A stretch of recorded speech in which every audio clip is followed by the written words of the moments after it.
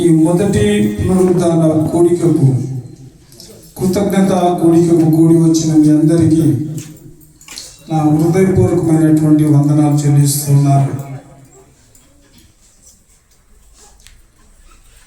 కృతజ్ఞత స్తుతి కూడిక. ఈ కృతజ్ఞత స్తుతి కూడికలో దాగి ఉండేటటువంటి ఆశీర్వాదాలు ఏమిటో ఈ రోజున కృతజ్ఞతా స్తుతులు చెల్లించలేక నష్టపోయిన మన జీవితాలు మరి ఎలాగున్నావో కాస్త దేవుని వెలుగులో మనము ఈ సమయం ముందు తెలుసుకుందాం. 57వ కీర్తన 10వ వాక్యాన్ని చదువుదాం. ప్రభువా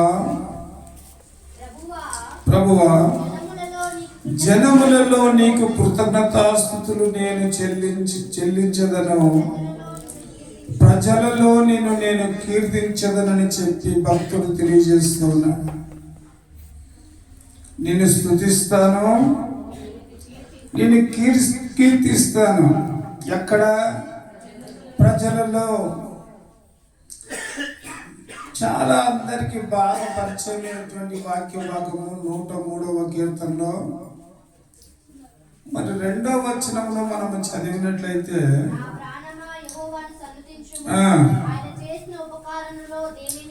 ఆయన చేసిన ఉపకారములలో దేనిని మరవకుండా భక్తుని జీవితంలో దేవుడు చాలా ఆశ్చర్యమైనటువంటి అద్భుతమైనటువంటి కార్యాలు చేస్తూ వచ్చాడు. వాటిని ఆయన మర్చిపోకుండా దేవునికి ఏమి కలిగి ఉన్నాడు అనంటే కృతజ్ఞతాస్తుతి కలిగి ఉన్నాడు. చాలా మంది క్రైస్తవ జీవితంలో దేవుడు చేసిన మేలులను ఉపకారములను పొందుకొని మరిచిపోతూ ఉన్నాము. కాబట్టి దాని వలన మనకు పాత సంవత్సరము నుండి కొత్త సంవత్సరములోనికి అడుగుపెట్టి ఆనందించడమే కానీ పరలోక సంబంధమైనటువంటి ఆశీర్వాదాలు మనము పొందుకోలేకపోతున్నాము. ప్రధాన కారణం ఏమిటి అని మనము కొద్దిగా ఆత్మీయంగా ఆలోచన చేస్తే మన దగ్గర వస్త్రాలు ఉన్నాయి, ఆహారం ఉంది, నివాసం ఉంది, ధనం ఉంది, ధాన్యం ఉంది, సమస్తమును మనము కలిగి ఉన్నాము. కలిగి లేకుండా ఉన్నది ఏమిటంటే కృతజ్ఞతాస్తుతి లేదు. దేవునికి స్తోత్రం చెప్పండి గట్టిగా. మీరు ఎప్పుడైనా కానీ కోడి నీళ్లు తాగినప్పుడు చూసారా? ఏం గమనించారు? అది ఎప్పుడు కూడా నీళ్లు గొంతులోనికి వచ్చిన వెంటనే పైకి తల ఎత్తుతుంది. ఎందుకు ఎత్తుతున్నదంటే దేవునికి కృతజ్ఞతాస్తుతులు చెల్లిస్తూ ఉంది. దేవా, నా దాహాన్ని తీర్చినందుకు నీకు కృతజ్ఞతాస్తుతులు నేను చెల్లిస్తూ ఉన్నానని ఒక ప్రాణి, ఒక జీవి, ఒక పక్షి దేవునికి కృతజ్ఞతాస్తుతి చెల్లిస్తూ ఉంటే తన స్వరూపములో తన పోలికలో చేయబడినటువంటి మానవుడు ఈ కృతజ్ఞతాస్తుతి చెల్లించేది మర్చిపోయాడు.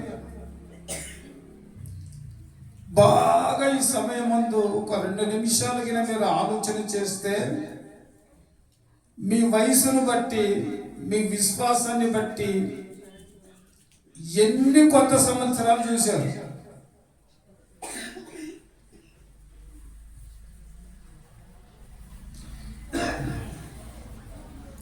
మన వయసును బట్టి ఎన్నో కొత్త సంవత్సరాలు మనము కొత్త సంవత్సరాలు చూస్తూ వస్తున్నాం. మనం ఎందుకు ఆస్వాదించబడతలేము? ఎందుకు మన కుటుంబాలు దీవెనకరంగా ఉండటం లేదు?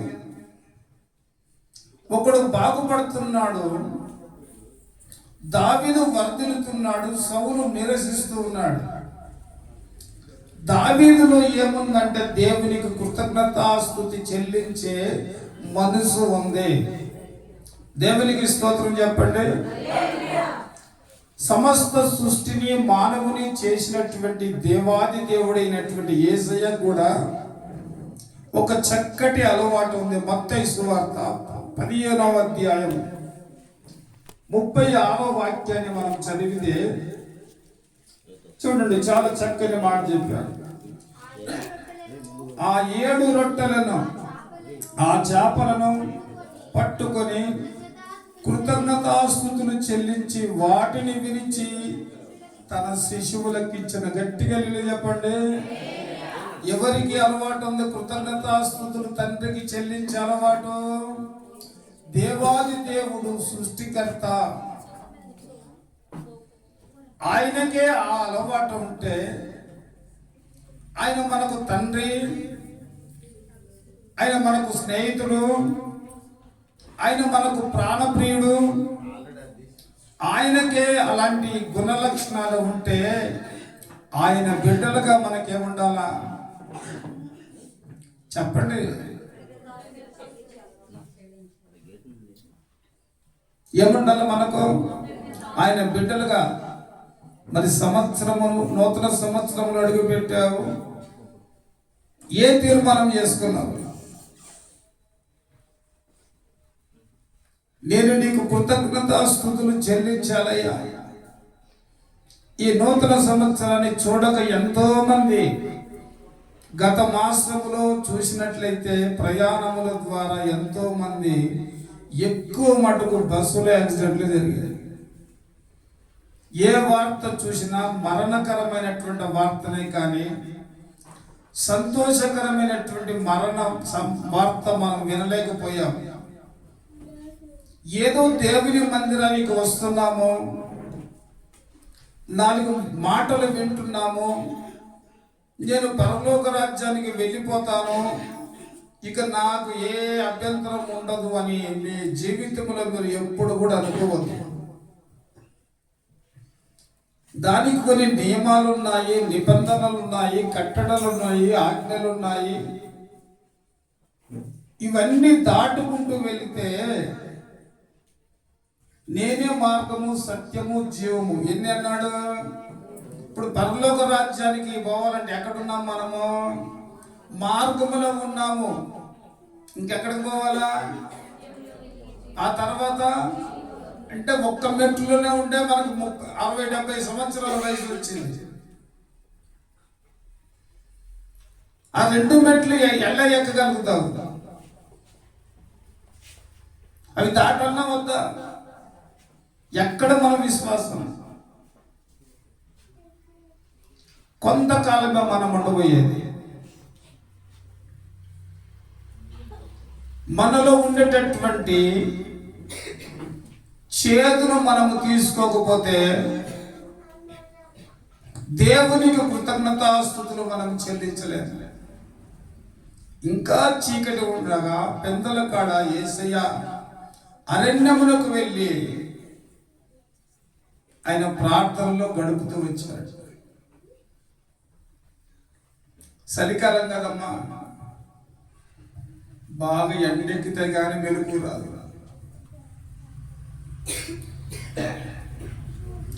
ఒళ్ళు నొప్పులు, జ్వరము, బలహీనతలు. చలికాలం అప్పుడే లేచావా? పక్షులు ఉదయాన్ని లేచి దేవుని కృతజ్ఞతాస్తుతులు చెల్లిస్తున్నారు. ఇక్కడ మనము చదవబడినటువంటి వాక్య భాగములు మనము గమనిస్తే ఆయన ఎప్పుడైతే ఆ రొట్టెలను చేపలను పట్టుకొని కృతజ్ఞతాస్తుతులు చెల్లించి అక్కడ వాటిని విరిచి శిశువులకు ఇచ్చినప్పుడు, వారు వడ్డించినప్పుడు 4000 మంది పురుషులు మాత్రం తిన్నారు. అక్కడ స్త్రీలు ఉన్నారు, పిల్లలు ఉన్నారు. మరొక సందర్భంలో 8 రొట్టెలు 5 రొట్టెలు 2 చిన్న చేపలు ఆయన కృతజ్ఞతాస్తుతులు చెల్లించి విరిస్తే అక్కడ 5000 మంది తిన్నారు. పురుషులే. అక్కడ ఎంతమంది ఉన్నారు? స్త్రీలు లేరా? కనీసము భార్య భర్తకు 2 పిల్లలు వేసుకొని లెక్క చేసుకోండి. ఒక కుటుంబానికి 4 వేసుకోండి.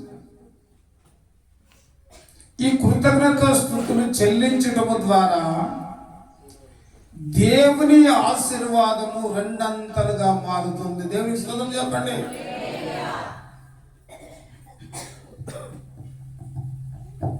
అద్భుతం జరిగిందా జరగలేదా? ఆశ్చర్యకార్యం జరిగిందా లేదా? ఎందుకు జరిగింది?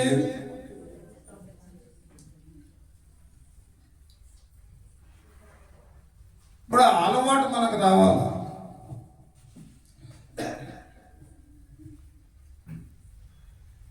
చాలా జాగ్రత్తగా గమనించండి.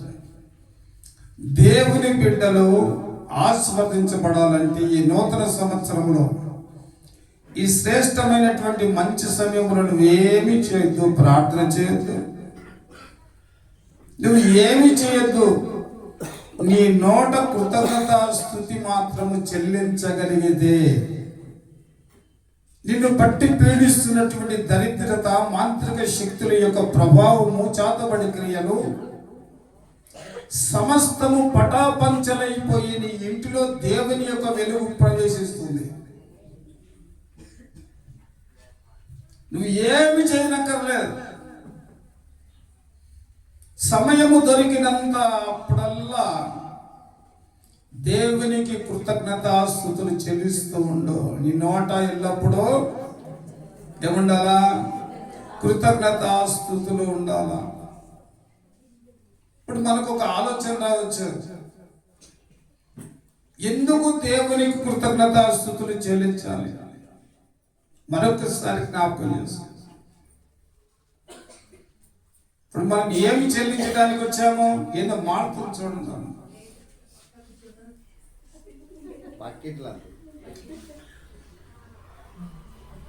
ఎందుకు కృతజ్ఞతాస్తుతులు మనం చెల్లించాలి?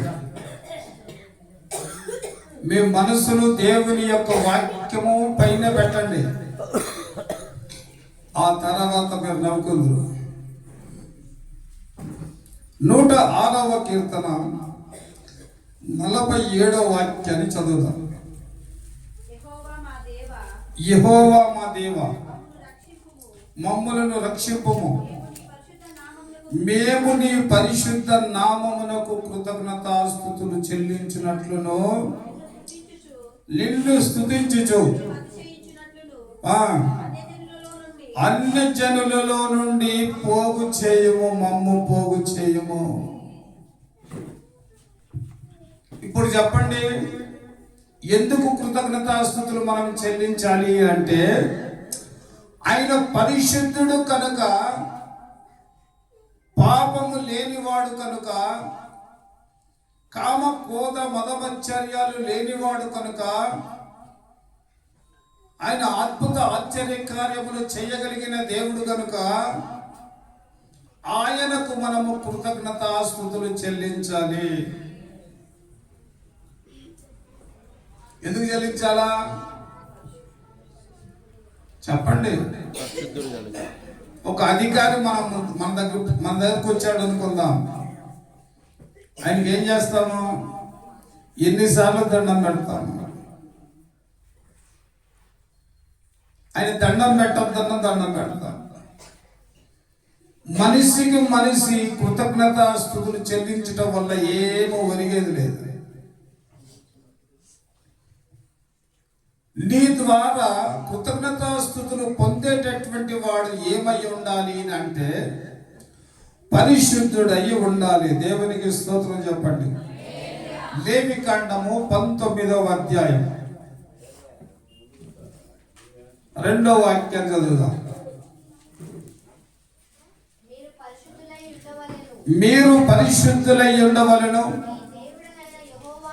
మీ దేవుడనైన యెహోవానకు నేను పరిశుద్ధుడనై ఉన్నాను. గట్టిగా హల్లెలూయా చెప్పండి.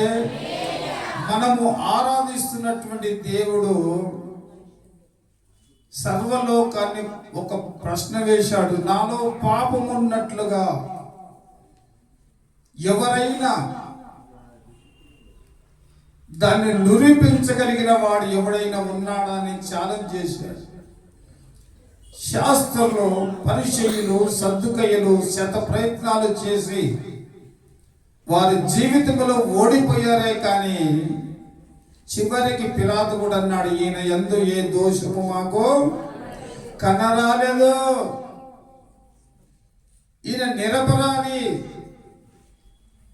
ఆ నిరపరాధిని శిక్షించడానికి మాకు చేతులు రావటం లేదు. ఈ దోషము మా మీద మా పిల్లల మీద ఉండకుండును గాక అని చెప్పి తీర్పు చెప్పాడు.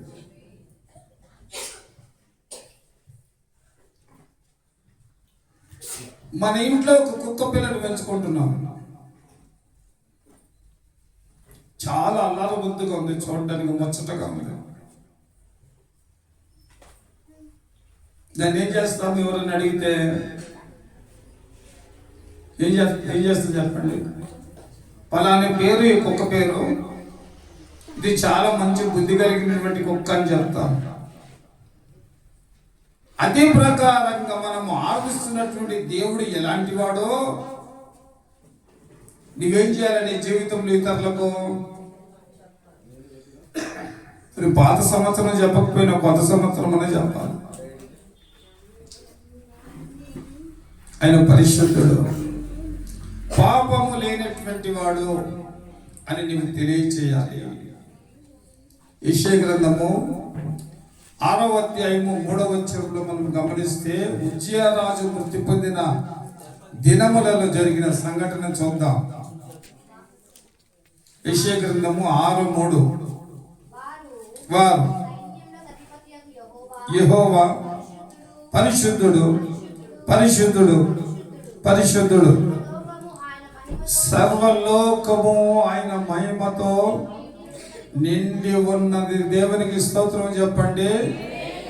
ఆయన పరిశుద్ధుడు, పరిశుద్ధుడు, పరిశుద్ధుడు, సర్వలోకము ఆయన మహిమతో నింపబడి ఉన్నది కనుక ఆయనకు మనము కృతజ్ఞతాస్తుతులు చెల్లించాలి. నువ్వు ఎంత కృతజ్ఞతాస్తుతులు చెల్లిస్తావో అంతగా నువ్వు ఆశీర్వదించబడతావు.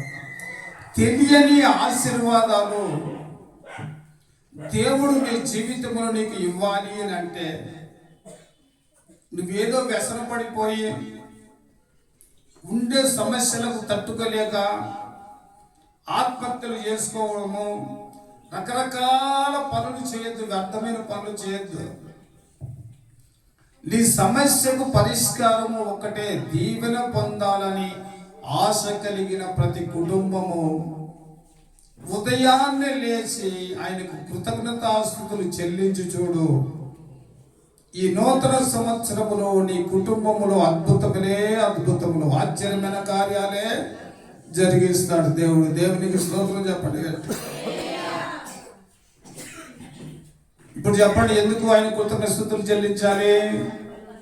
ఆయన పరిశుద్ధుడు కనుక కృతజ్ఞతాస్తుతులు మనం చెల్లించాలి.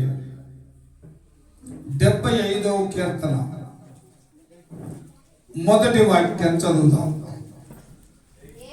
దేవా, మేము నీకు కృతజ్ఞతాస్తుతులు చెల్లించుచున్నాము, నీవు సమీపముగా నున్నావని కృతజ్ఞతాస్తుతులు చెల్లించుచున్నాము. దేవునికి స్తోత్రం చెప్పండి. ఈ రెండోదిగా ఎందుకు దేవునికి కృతజ్ఞతాస్తుతులు చెల్లించాలంటే,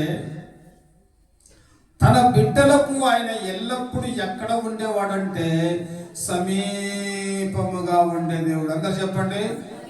ఇప్పుడు మీ మనోనేత్రాలు వెలిగింపబడి, మీ ఆత్మీయ నేత్రాలు వెలిగింపబడి మీరు గమనించి చూస్తే ఆయన ఎక్కడ ఉన్నాడంటే ప్రక్కన ఉన్నాడు. నిన్ను ప్రేమించే భర్త నీ దగ్గర లేకపోవచ్చు, నువ్వు ప్రేమించే నీ పిల్లలు నీ దగ్గర లేకపోవచ్చు, నీ బంధువర్గము, స్నేహితులు నీ దగ్గర లేకపోవచ్చు.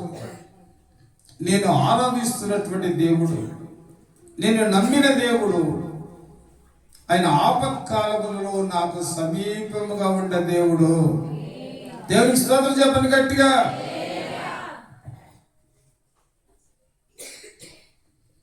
భర్త దుబాయ్లో ఉంటాడు, భార్య ఇండియాలో ఉంటుంది.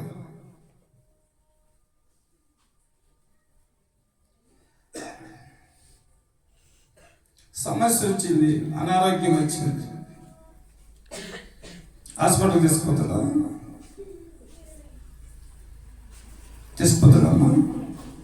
కారులో వచ్చి,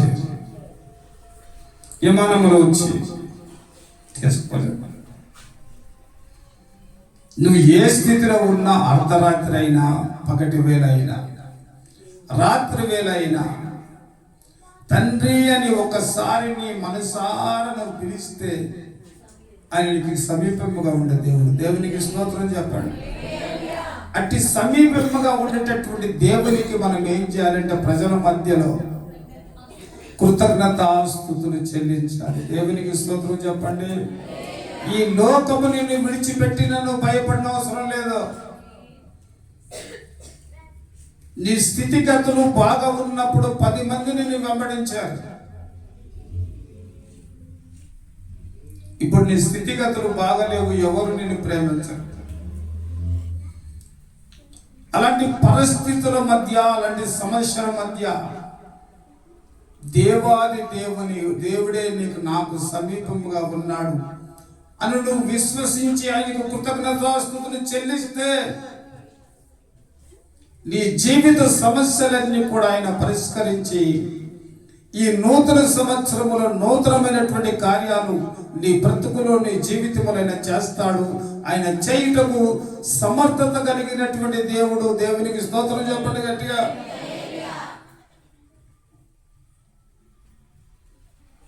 దానియేలు గ్రంథం 3వ అధ్యాయము 25వ వాక్యాన్ని చదువుదాం.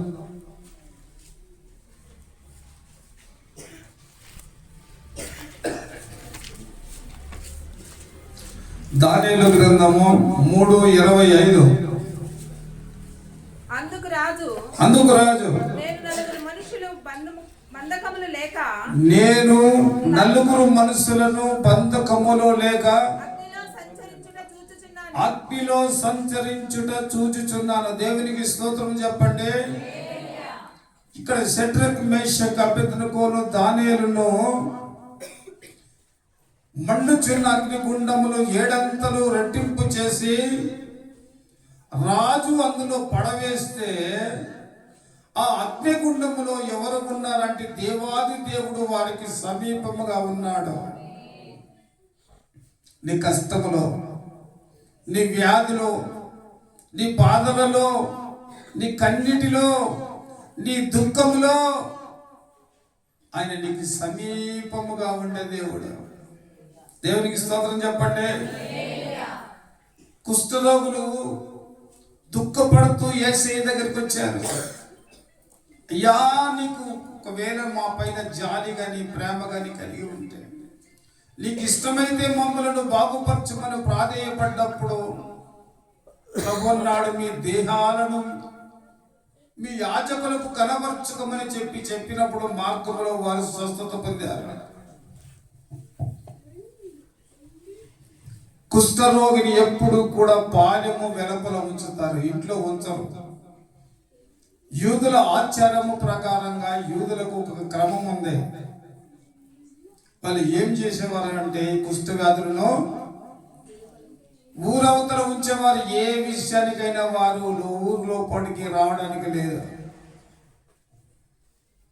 అట్టి భయంకరమైనటువంటి వ్యాధులలో వారిని స్వస్థపరిచి వారికి దేవాది దేవుడు సమీపముగా ఉన్నాడు. దేవుని మాటలు వింటున్న ఈ సందర్భములో, ఈ స్థలములో నీ జీవితంలో ఏది కొత్తగా ఉన్నదో, దేనిని కావాలని నువ్వు ఆశిస్తూ ఉన్నావో ఆ దేవునికి నువ్వు కృతజ్ఞతాస్తుతులు చెల్లించు. నిన్ను ధనం అడగల, ధాన్యం అడగల. ఎందుకు అడగల? ఆయన ఎలాంటి వాడు? యెషయా గ్రంథము 45:3.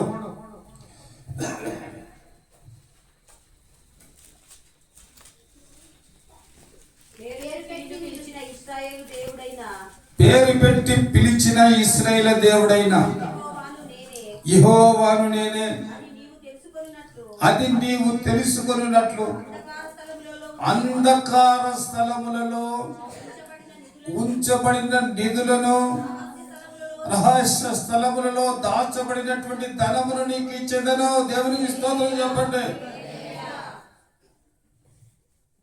ఎవరికి కనిపించని మరుగైనటువంటి స్థలములో దాచబడినటువంటిది, రహస్యంగా దాచబడినటువంటిది సమస్తము కూడా దేవుడు నీకు ఇస్తాడు.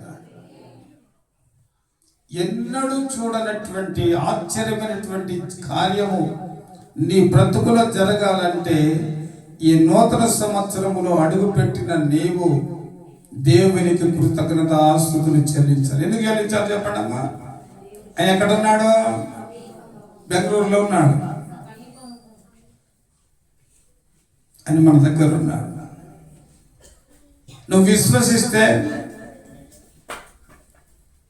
ఈ మొదటి వారములో నీ ఇంట్లో గొప్ప కార్యం జరుగుతుంది. నిజంగా దేవుడు నాకు సమీపముగా ఉన్నాడు నువ్వు అనుకుంటే. మూడో విషయం చూద్దాం. 118వ కీర్తన 21వ వాక్యం. నీవు నాకు రక్షణదారుడు అయినా నాకు ఉత్తరం ఇచ్చియున్నావు. నేను నీకు కృతజ్ఞతాస్తుతులు చెల్లించుచున్నాను. దేవునికి స్తోత్రం చెప్పండి. ఆయన ఏమి ఇచ్చే దేవుడు అంటే మనకు ఉత్తరం ఇచ్చేటటువంటి దేవుడు.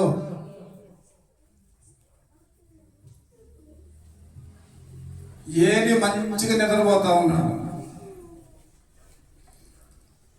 సమయాలు మేలుకొని ఉన్నాడు. ఎవరిని పిలిచాడు? ఎవరిని పిలిచాడమ్మా?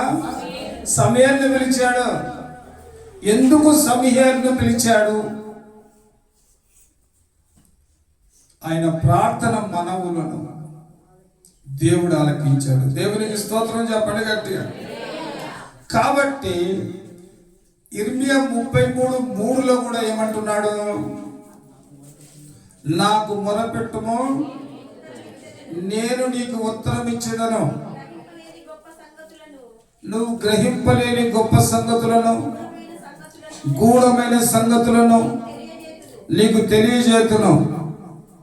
చాలా చక్కగా ఆయన మాట్లాడుతున్న మాట జ్ఞాపకం చేసుకుందాం. ఆయనకు ఎందుకు కృతజ్ఞతాస్తుతులు చెల్లించాలి అని అంటే ఆయన మనకు జవాబిచ్చే దేవుడై ఉన్నాడు. దేవునికి స్తోత్రం చెప్పండి. నువ్వు ప్రార్థన చేయి. ప్రార్థన చేసి ఆమేనని నువ్వు అక్కడి నుండి వెళ్ళిపోకుండా, ప్రార్థన చేసి అలాగే నీ మాటలు ముగించిన తర్వాత ఒక్కసారి నీ ఏకాగ్రతన దేవుని పైన ఉంచు. ఆయన మాట్లాడినటువంటి మాటలను వింటావు. ఇంతసేపు నువ్వు ఆయనతో బాధ చెప్పుకున్నావు. ఒక పేషెంట్ డాక్టర్ దగ్గరికి వెళ్ళారు. ఏమైంది నాయన నీకంటే బాధలనే చెప్పుకున్నాడు. అయితే డాక్టర్ చెప్పేటటువంటి మాట వినాల వద్దా? అదే ప్రకారముగా దేవుని సన్నిధానంలో ప్రార్థించిన తర్వాత దేవుడు నాతో ఏం మాట్లాడతాడో విందాం. మనకు చాలా ఆతృత ఎక్కువ, స్పీడ్ ఎక్కువ. ప్రార్థన అయితే చేశాను కానీ ఆయన వెళ్ళ.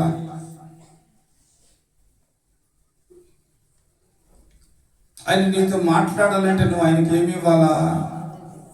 సమయమునిచ్చి కనిపెట్టుకుని ఆయన పాదసన్నిధిలో ఉంటే ఆయన నీకు ఉత్తరం ఇస్తాడు. దేవునికి స్తోత్రం చెప్పండి. ఆ యొక్క సమయంలో మనల్ని మనం జ్ఞాపకం చేసుకోవాలి. కనుక నా ప్రియమైనటువంటి దేవుని సంఘమా, ప్రియ దేవుని బిడ్డలారా, యాకోబుకు రాసినటువంటి పత్రికలో ఒక చక్కని మాట ఉంది. 5వ అధ్యాయము 17వ వాక్యం. ఏలియా మన వంటి స్వభావము గల మనుషుడే వర్షింపకుండునట్లు ఎలా చేశాడట? ఆ ప్రార్థనలో ఏముంది? మన ప్రార్థనలో 3 గంటలు ప్రార్థన చేసినప్ప మోకాలు నొప్పులు అయిపోయాయి. నువ్వు 6 గంటలు ప్రార్థన చేసిన ఆ ప్రార్థనలో ఏం లేదు, ఆసక్తి లేదు. ఆయన ఆసక్తితో ప్రార్థన చేసి ఆకాశం వైపు కనులెత్తి 3.5 సంవత్సరాలు భూమి మీద వర్షం పడొద్దంటే పడల. ప్రార్థనలో వర్షమును ఆపగలిగినటువంటి శక్తి ఉంది. దేవునికి స్తోత్రం చెప్పండి. అలాంటి ప్రార్థన శక్తి మనకు కావాలా? మనము ప్రార్థన చేస్తే దేవుని వద్ద నుండి మనకు జవాబు రావాలి. యోబు బాగా ప్రార్థన పరుడు. అరుణోదయమున లేచి తన బిడ్డల కొరకు ఆయన చేసేవాడు. మనమేం చేస్తాము? మీకు ఎన్నోసార్లు చెప్పాను, నీ బిడ్డలు విద్యాభ్యాసానికి వెళ్ళేటప్పుడు తల్లిదండ్రులు వారు బిడ్డల పైన తలలపైన చేతులు పెట్టి ప్రార్థన చేసి పంపించాలి. ఎంతమంది చేస్తుంది? యథార్థంగా చేతులు ఎత్తండి. అంటే ఏమి వింటున్నారు మీరు? ఏమి నేర్చుకుంటున్నారు?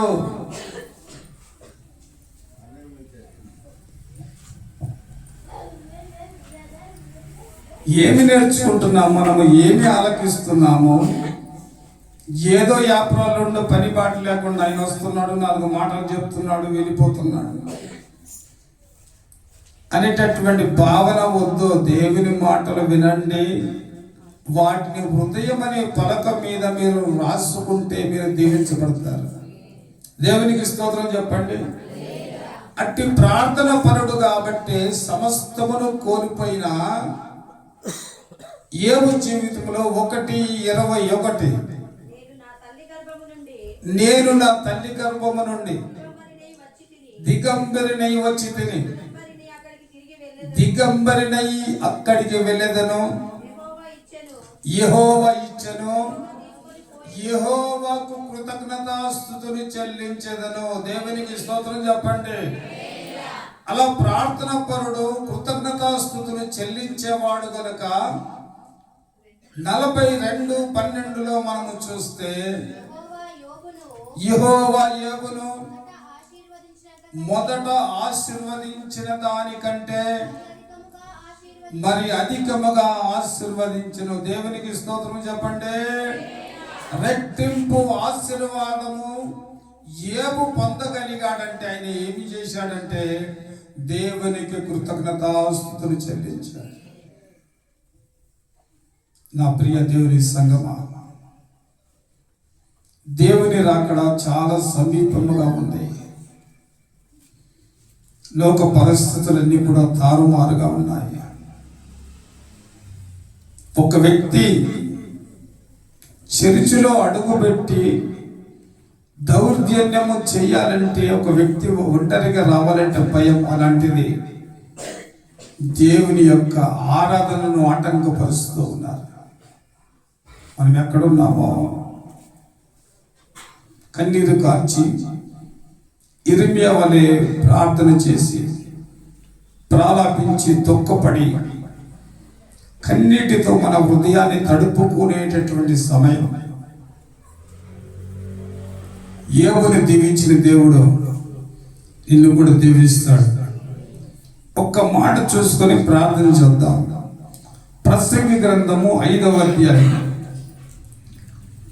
19వ వాక్యం. ఇప్పుడు ఆ స్థితి ఎలా వచ్చిందో చెప్తున్నాడు ఆయన. మరియు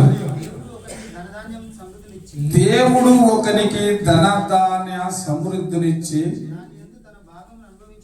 దాని యందు తన భాగమును అనుభవించుటకు అన్నపానములను పుచ్చుకొనుటకు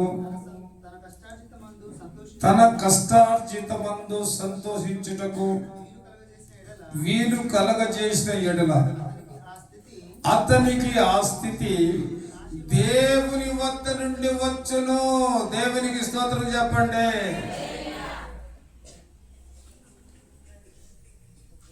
ఒక ఆశీర్వాదం ఎక్కడి నుండి వస్తుందంట? ఎందుకు వస్తుంది? ఏం చేస్తే వస్తుంది? చలి పెడుతుందా ఆకలి వేస్తుందా? రెండిట్లో ఏదో ఒకటి చెప్పండి. మా చలి పెడుతుందా ఆకలి వేస్తుందా? 15 రోజుల నుండి నిద్రలేదు నాకు.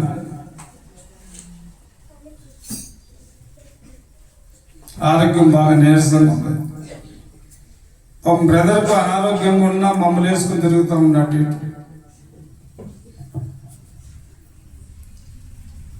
పరలోక సంబంధమైనటువంటి ఆశీర్వాదము అతనికి ఆ స్థితి దేవుని వల్ల కలిగింది.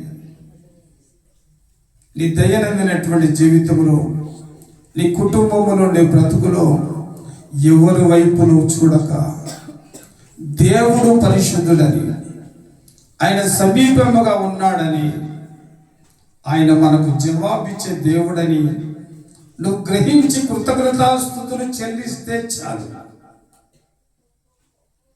ఈ సంవత్సరము నీ కుటుంబంలో దేవుని కార్యాలు ఆశ్చర్యకరంగా జరుగుతాయి. అట్టి కృపా దేవుడు మనకు అనుగ్రహించును గాక.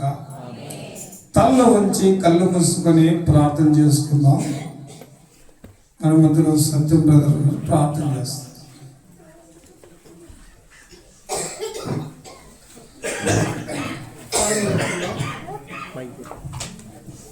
ప్రేమ నమ్మకం మా ప్రియ పరలోకపు తండ్రి, ప్రభా మీ పరిశుద్ధమైన ఉన్నతులకు స్తోత్రం చేస్తున్నాం. గతించిన సంవత్సరం కాచి కాప రక్షించి ప్రభా నూతన సంవత్సరాన్ని నడిపించిన విధానమే స్తోత్రం తెలుస్తున్నాం.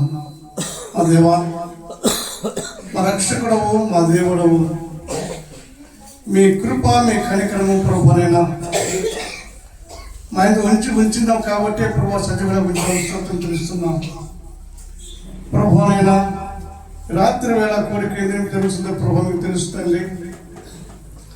ప్రభా మా నాన్నగారు చనిపోయి 22 సంవత్సరాల ప్రభునైనా మీ సందులో ఉన్నాడు. నీతి మంత్రులను జ్ఞాపకం చేసుకుంటా ఆశీర్వాదకరమైన వాక్యం సెలవిస్తుంది. ప్రభా నిజముగా ప్రభా మా నాన్నగారు మా కొరకు ఎంతో ప్రార్థించారు.